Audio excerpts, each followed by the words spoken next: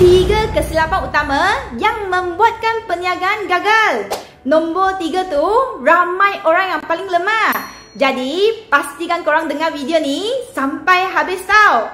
Sebelum tu, follow Easy, like, save dan share video ni. Nombor 1, tak buat market research.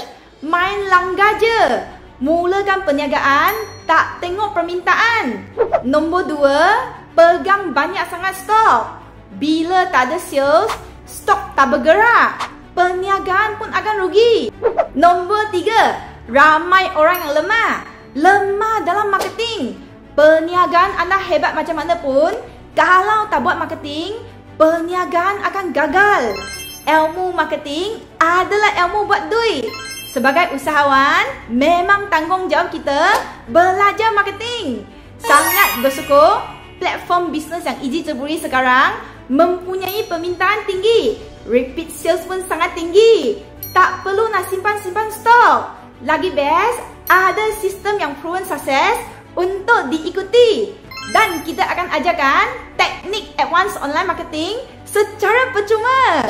Duduk rumah je, orang datang cari kita. Sales masuk, duit terus masuk ke account bank. Wow. Boleh buat income 4 hingga 5 angka setiap bulan. Wow. Best tak macam ni? Siapa nak bisnes macam tu juga? Cepat-cepat komen, saya nak bisnes.